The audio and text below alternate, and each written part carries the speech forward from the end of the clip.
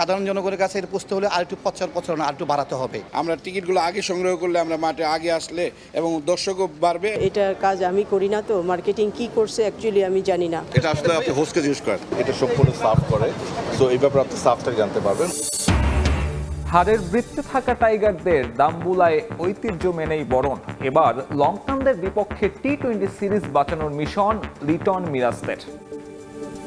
বিশ্ব মঞ্চে প্রথমবারের মতো জায়গা করে নিল টি-20 বিশ্বকাপে।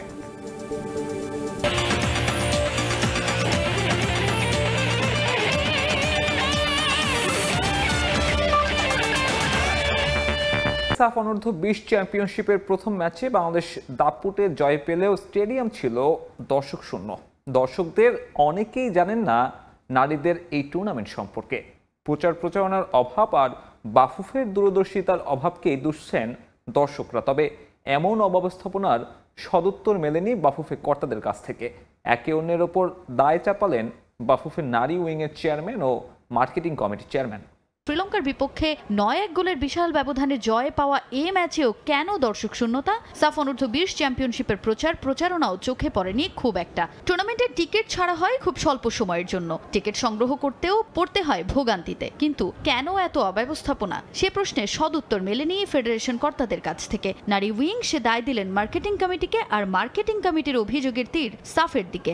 এটা আসলে মার্কেটিং এর সাথে কথা বলা বেটার, কারণ এটার কাজ আমি করি না, তো মার্কেটিং কি করছে অ্যাকচুয়ালি আমি জানি না। অফকোর্স খালি মাঠে খেলা হচ্ছে, এটা তো দেখতে অবশ্যই ভালো লাগছে না। এটা আসলে আপনি হোস্টকে জিজ্ঞেস করেন, এটা সম্পূর্ণ সাফ করে, তো এই ব্যাপারে আপনি সাফ থেকে জানতে পারবেন। বাট আমাদের তরফ থেকে আমরা বিশ্বাস করি, যেহেতু ভালো রেজাল্ট দিয়ে শুরু হয়েছে, আমি মনে করি সন্ধ্যার দিকে যে খেলাগুলি হবে, স্পেশালি বাংলাদেশের দলের খেলায়, আমি বিশ্বাস করি আরও আস্তে আস্তে আপনি দেখবেন ভালো প্রোডাক্ট আসবে ইনশাআল্লাহ। সাধারণ জনগণের কাছে এটা পৌঁছতে হলে আরেকটু প্রচারণা আরেকটু বাড়াতে হবে। দীর্ঘ সময় লাগে এখানে আসতে, এবং অনেক অর্থের ব্যাপার আছে, যে যাতায়াত ভাড়াটাও অনেক বেশি বা পরিশ্রমও বেশি, যাতায়াত সময়টা লাগে বেশি।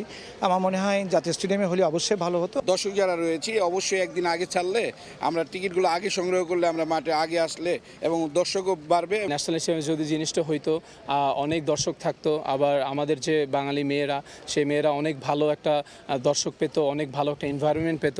এবার ক্রিকেট। হারের বৃত্তে থাকা টাইগারদের ঐতিহ্য মেনেই বরণ করা হলো দাম্বুলাতে।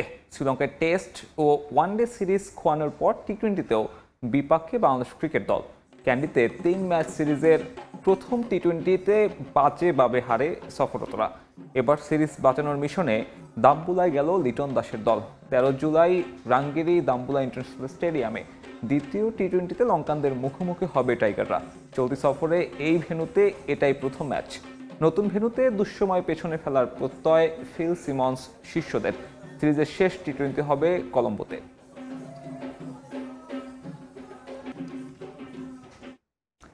বাংলাদেশ দলকে অনুসরণ করতে ক্যান্ডি থেকে দাম্বুলা যাওয়ার পথে সঙ্গী হলো ভিন্ন এক অভিজ্ঞতা। যাত্রা বিরতিতে শ্রীলঙ্কান ডাব খেতে নেমে সাক্ষাৎ হলো লঙ্কান ওপেনার পাথম নিসাঙ্কার। শুরুতে চিনতে না পারলেও পরে অবশ্য হয়েছে গল্প আর আড্ডা। দাম্বুলা থেকে সে গল্পই জানাচ্ছেন তারেক হাসান শিমুল। ক্যান্ডি পর্ব শেষে বাংলাদেশ ক্রিকেট দলের খবর সংগ্রহে আমরা 6 গণমাধ্যম কর্মীর গন্তব্য ডাম্বুলা। তবে যাত্রা বিরতিতে ডাম্বুলা হাজির হলো চমক হয়ে। পথিমধ্যে দেখা শ্রীলঙ্কান তারকা ওপেনার পাথম নিসাঙ্কার সঙ্গে। ক্যান্ডি থেকে 2 ঘন্টার যাত্রা ডাম্বুলা। প্রায় ঘণ্টাখানেক পথ পাড়ি দেওয়ার পর নালন্দা অঞ্চলে এক রাস্তায় ডাব খাওয়ার জন্য আমাদের যাত্রা বিরতি। শ্রীলঙ্কার লোভনীয় হালকা কমলা রঙের ডাবের গল্প অনেকেরই জানা। তবে এটা ডাব খাওয়াকে কেন্দ্র করে পাথম নিসাঙ্কার সঙ্গে চুটকি আড্ডার এক নতুন গল্প। সুস্বাদু ডাবের পানি খেতে যাওয়ার পথে থামতেই আমাদের গাড়ির পেছনে একটা অডি গাড়িও এসে থামলো। চোখে সানগ্লাস, কিছুটা খাটো গড়নের এক ব্যক্তি আসলেন ডাব কিনতে। দোকানি সিংহলিজ ভাষা ছাড়া বুঝতে না পারায় বাধ্য হয়ে ডাব খেতে সেই ব্যক্তির সাহায্য চাইলাম আমাদের ডাবের চাহিদা বুঝিয়ে দিতে। তখনও দোভাষীর ভূমিকায় লঙ্কান ক্রিকেটার। প্রথম দেখায় অবিকল লঙ্কান ক্রিকেটার পাথম নিসাঙ্কার মতোই জার্সি কিংবা ক্যাপ হেলমেট না থাকায় চিনতেও খানিকটা সময় লাগে। গায়ে ট্যাটু দেখে বেশ কিছুক্ষণ পর্যবেক্ষণ করে ধারণা পাওয়া গেল। কৌতূহলবশত শেষমেশ এগিয়ে গিয়ে নাম জিজ্ঞেস করে বসা। উত্তরে একগাল হেসে বললেন পাথম। ব্যাস এরপর সবাই ছুটে আসলেন। হাসি আর আড্ডায় বেশ কিছু সময় কাটলো লঙ্কান এই ওপেনারের সঙ্গে। শ্রীলঙ্কার দ্বিতীয় টি-20 খেলতে ব্যক্তিগত গাড়িতে স্ত্রী এশা আর 8 মাস বয়সী ছেলেকে নিয়ে ডাম্বুলা যাচ্ছিলেন নিশানকা। পথিমধ্যে ডাব খেতে গিয়ে অপ্রত্যাশিত এক সাক্ষাৎ। সবার পরিচয় জিজ্ঞেস করলেন, জানতে চাইলেন শ্রীলঙ্কা কেমন লেগেছে। সবশেষ ম্যাচেই বাংলাদেশকে হারানোর পথে 16 বলে 42 রানের ঝোড়ো ইনিংস খেলেন এই ওপেনার। সেই কথা তুলতেই আবারও একগাল হাসি, তারপর আবারও যে যার গন্তব্যে। বিদায়ের আগে সবার প্রতি জানালেন শুভকামনা। একটা গ্রুপ ফটোর আর্জি জানাতেই রাজি হয়ে গেলেন। নিজেই এগিয়ে এসে ফোন হাতে নিয়ে তুললেন সেলফি। নিশানকার সেলফিতে ফ্রেমবন্দি আমরা। ডাম্বুলার বাকি পথ চলল নিশানকার সঙ্গে সাক্ষাতের এক মধুর গল্প। তারেক হাসান শিমুল, সময় সংবাদ, ডাম্বুলা, শ্রীলঙ্কা। ইতিহাস গড়ল ইতালি। প্রথমবারের মতো বিশ্বকাপের মঞ্চে দেখা যাবে ইউরোপিয়ান দলটিকে। ইউরোপ অঞ্চলের বাছাই পর্ব থেকে নেদারল্যান্ডসের সঙ্গী হয়ে 2026 টি-20 বিশ্বকাপের টিকিট নিশ্চিত করেছে ইতালিয়ানরা। স্কটল্যান্ডকে হারিয়ে যে সম্ভাবনা তৈরি করেছিল ইতালি, তা পূর্ণতা পেল বাছাই পর্বের শেষ ম্যাচে এসে। নেদারল্যান্ডসের কাছে বড় ব্যবধানে হারালেই নিশ্চিত হতো আরাধ্যের বিশ্বকাপ। 9 উইকেটে ম্যাচ হেরেও নেট রান রেটে এগিয়ে থাকায় তাই 2026-এ ভারত শ্রীলঙ্কায় অনুষ্ঠিত হতে যাওয়া টি-20 ওয়ার্ল্ড কাপে প্রথমবারের মতো দেখা যাচ্ছে ইতালিয়ানদের। এই টুর্নামেন্টের 15তম দল হিসেবে জায়গা নিশ্চিত করল তারা। আফ্রিকা আর এশিয়া অঞ্চল থেকে এখনও স্লট ফাঁকা 5টি। সেপ্টেম্বর অক্টোবরে এই দুই মহাদেশ থেকে চূড়ান্ত হবে কারা খেলতে পারবে পরের বিশ্বকাপটি। 10ম টি-20 বিশ্বকাপের এখনও আনুষ্ঠানিক দিনক্ষণ ঘোষণা করা হয়নি। সবশেষ আসরের সেরা 7-এ শেষ করা বাংলাদেশ বাছাই পর্ব না খেলেই জায়গা পেয়েছে চূড়ান্ত পর্বে।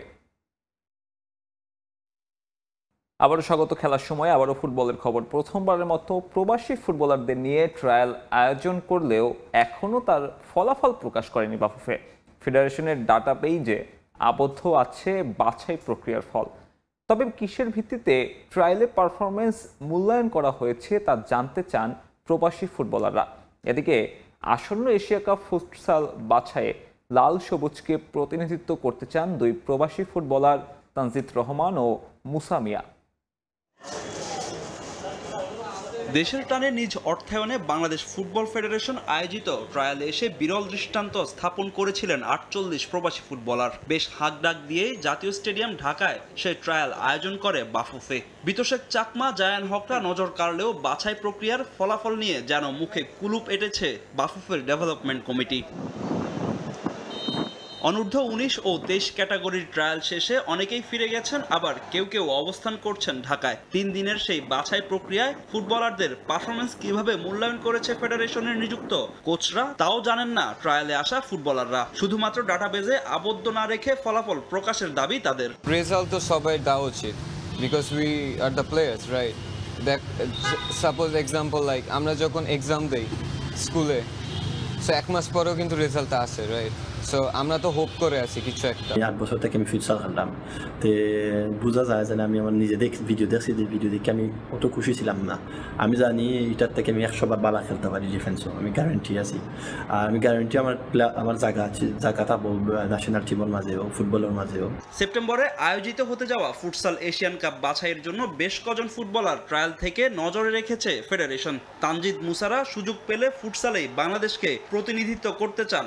আমি বলবো ফুটবল থেকে ফুটসালটা একটু difficult, because we have to play touches with the touches, 1-2 1-2 1-2, we have to movement our body too much, and স্কিলসের অনেক কাজ করে ওইখানে। আমি ডিফেন্সিং মোড আপনারা সময় দেখবা ইনশাল্লাহ সেপ্টেম্বর আমরা খেলা হইব মালয়েশিয়ার মাঝে, যে আপনারা দেখবা খুশি হইবা ফুটসাল দেখে, মানে সুন্দর খেলা, আমরা চাই সুন্দর খেলা দিব।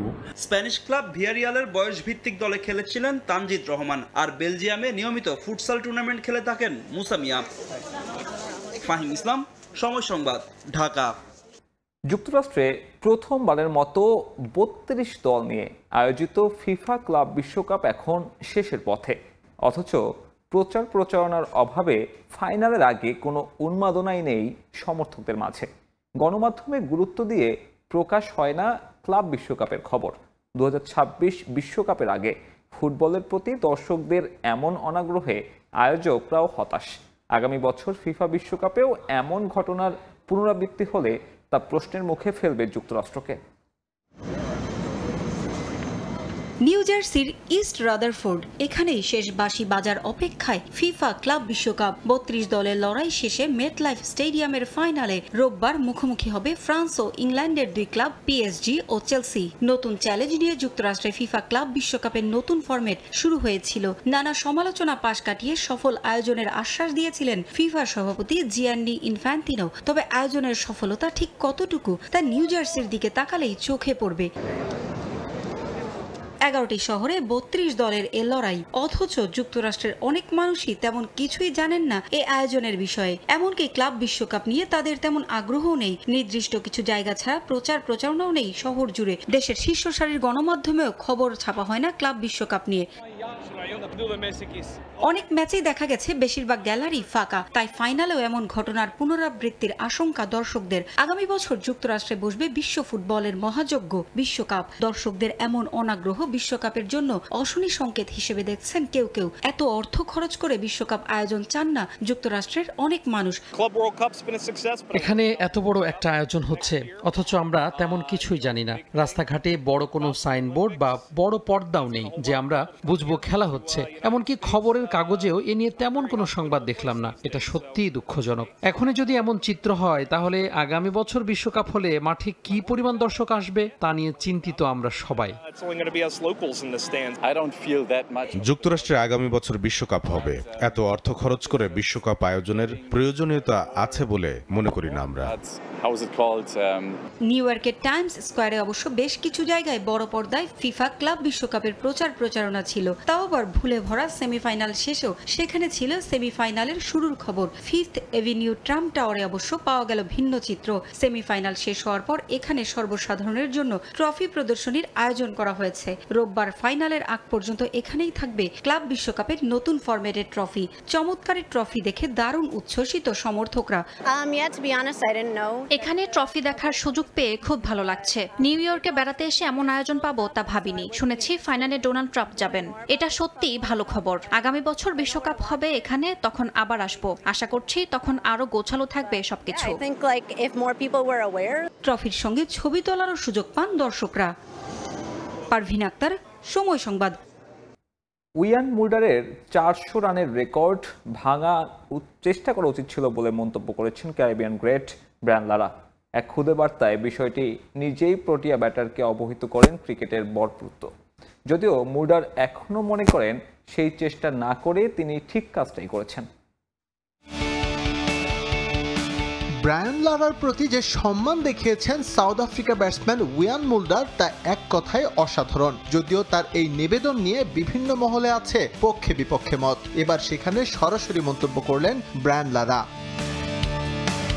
বুলাওয়ের সেই টেস্ট ইনিংস ব্যবধানে সাউথ আফ্রিকা জিতে নেয় 2 দিনেরও বেশি সময় হাতে রেখে। এরপরই মুল্ডারের সঙ্গে যোগাযোগ করেন লারা। তিনি সরাসরি মুল্ডারকে জানিয়ে দেন 400 রানের রেকর্ড ভাঙার জন্য তার চেষ্টা করা উচিত ছিল।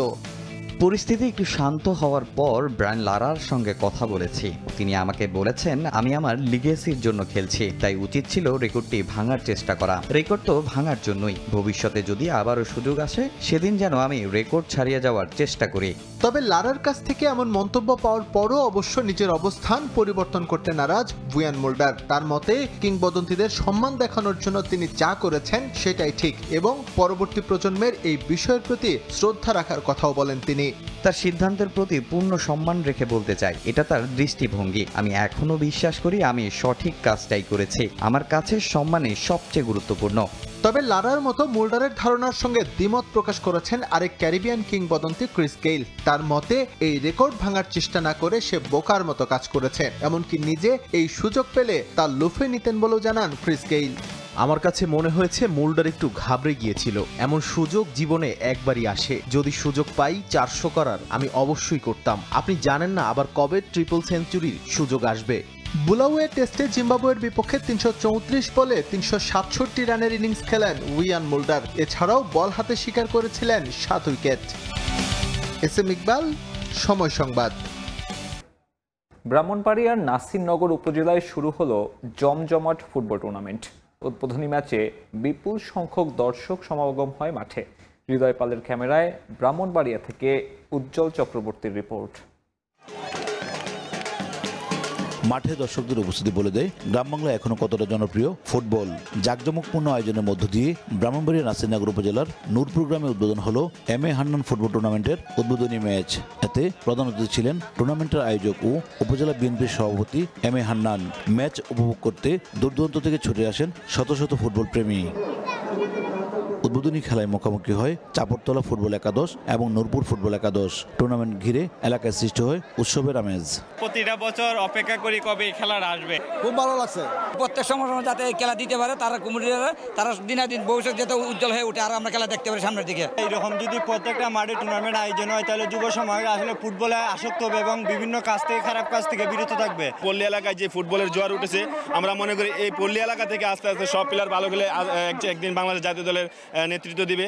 প্রধান অতিথি জানান মোবাইল ও মাদকের আসক্তি থেকে যুব সমাজকে দূরে রাখার জন্য এই প্রয়াস। আমাদের ছেলেমেয়েরা যে খেলা বিমুখ হয়ে এখন মোবাইল নিয়ে গড়কুনে বসে থাকে এবং বিভিন্ন রকমের আসক্তির দিকে ধাবিত হচ্ছে। আমরা আশা করি এ থেকে তারা এখানে এ থেকে মুক্তি পাবে এবং খেলাধুলা করে তারা শারীরিক সক্ষমতা বৃদ্ধি সহ বিভিন্ন রকম সামাজিক কাজে অংশগ্রহণ করবে। নকআউট পদ্ধতির এই টুর্নামেন্টে মোট 16টি দল অংশগ্রহণ করেন। উদ্বোধনী খেলায় ট্রাইব্রেকারে 3-1 গোলে নূরপুর একাদশ বিজয়ী হয়। গ্রামগঞ্জে ফুটবল যেন এখনো জনপ্রিয় খেলা, আজকে হাজারো দর্শকের উপস্থিতি এমনটাই প্রমাণ করে। স্থানীয় দর্শকরা জানিয়েছে ফুটবলকে মাঠে টিকিয়ে রাখার জন্য সরকারি বেসরকারি পৃষ্ঠপোষকতা প্রয়োজন, এমনটি মনে করছেন তারা। উজ্জ্বল চক্রবর্তী, সময় সংবাদ, ব্রাহ্মণবাড়িয়া। এই ছিল খেলার সময়ের এখনকার আয়োজন। সঙ্গে থাকুন সময়ের।